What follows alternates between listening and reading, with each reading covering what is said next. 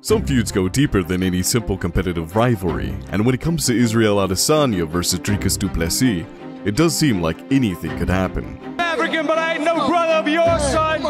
Let's go, you my real. But if one thing is for certain, it's that the battle for Africa has begun. Yo, I don't need a DNA test. I don't need a 36 and me to know where I'm from. Hate's a powerful motivator because you just cannot lose to this guy. You're getting up every day, you're pushing yourself to the limit. You're bringing in the best training partners money can buy. You're sparring your head off because I've got to be the best version. I hate this guy. I will not let him win. And you gotta give some major credit to Dricus.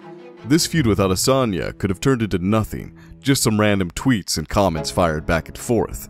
But at UFC 290, du Plessis managed to somehow beat one of the greatest middleweights of all time, Robert Whittaker, TKOing the Reaper in a performance we will never forget. And now, this shocking victory has set up a battle for the 185-pound crown that will no doubt be one of the biggest fights of 2023. And, all of a sudden, everyone who thought Dricus was a sloppy brawler who posed no threat has been forced to eat their words. Because if he can knock out Whittaker, you'd best believe he can knock out Adesanya. And by the time these two eventually make that walk to the octagon, the tension will likely be unbearable. But du Plessis, guys, woo! First of all, I want to apologize to you, du Plessis, and shame on me. Du Plessis managed to anger Israel and his fellow Nigerian Kamaru Usman when he claimed that he, and not them, would stand as the first African champion to win a belt fighting out of Africa in UFC history. Try to be a little bit more careful with what you say, because you went over to South Africa and you were raised there. That doesn't make you African. Izzy was born in Africa, moved to New Zealand when he was a young kid, and got bullied because he didn't look like the other kids in New Zealand. So he grew up with that fire in his belly, not fitting in, getting made fun of because he didn't look like a New Zealander. They made fun of him from being from Africa. That's what makes Izzy who he is. Now, of course, there are a few ways to interpret this, but Adesanya and Usman flipped out immediately. They took this as a major personal attack on their heritage and began to openly question du Plessis' right to call himself truly African. Were they actually misreading his words, or do these guys know exactly how to sell a fight? We'll let you be the judge of that. But either way, things were getting ugly, and even though he hadn't carved out a spot as a title contender yet, du Plessis was clearly Adesanya's preferred choice. And Izzy was taking every opportunity to take shots at Dricus, clearly offended by the notion that he, of all people, was not a representative of the African continent. Was he taking du Plessis' comments out of context?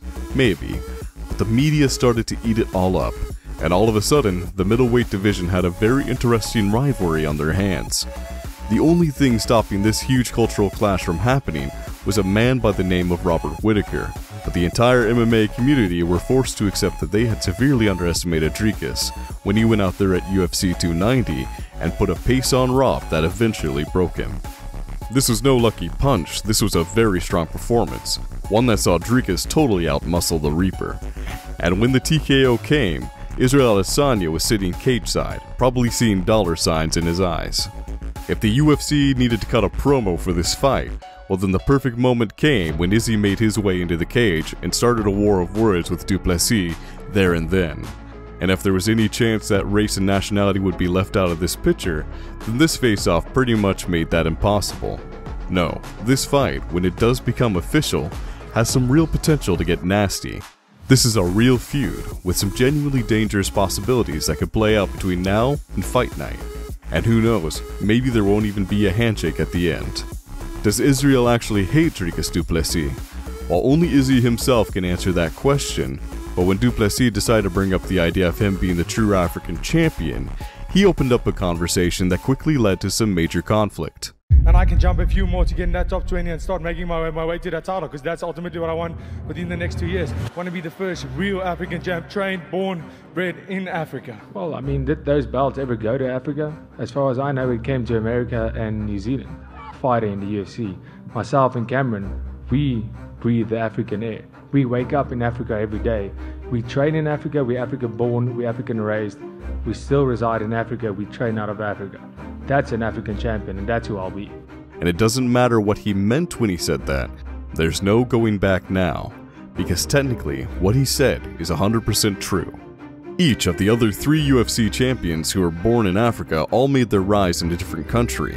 Izzy moved to New Zealand, Kamaru Usman came up in the US, and Francis Ngannou risked his life to leave Cameroon and make it to France.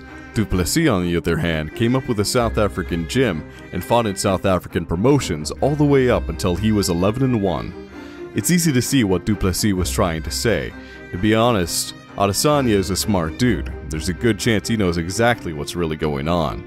In his own history, he himself accused Robert Whittaker of abandoning his own New Zealand connections to identify as Australian.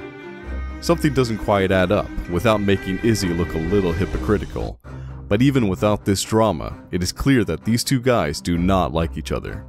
And when you don't like someone like this, you can take any opportunity to make things kick off.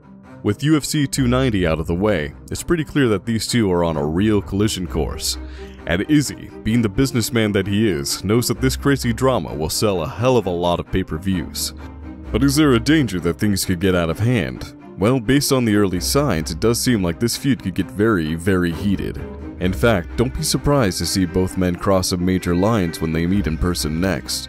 It's a touchy subject. And the fact that Du Plessis is now clearly a big threat to Adesanya only serves to make this whole dynamic more interesting. Think about it. MMA math doesn't work, sure. But before UFC 290, there were 2 fighters in the middleweight division who were head and shoulders above the rest. 2 guys who had gone to a very narrow judge's decision in their second fight. It was Adesanya, Whittaker, and then everyone else. But when Dricus stepped up to the plate and managed to totally bulldoze his way through the #1 contender, it became clear that a new threat had arrived. Sure, styles make fights, but if he can beat Whittaker like that, you best believe that he has a shot at taking out the last stylebender. There he is. Every time I look yeah, I know this guy.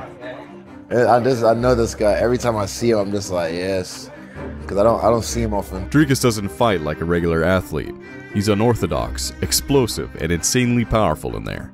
And after his last performance, it's pretty clear that the sports fan base had been underrating his ground game in a big way. You get Izzy thinking about the takedowns, and then who knows what you can make happen in the striking game.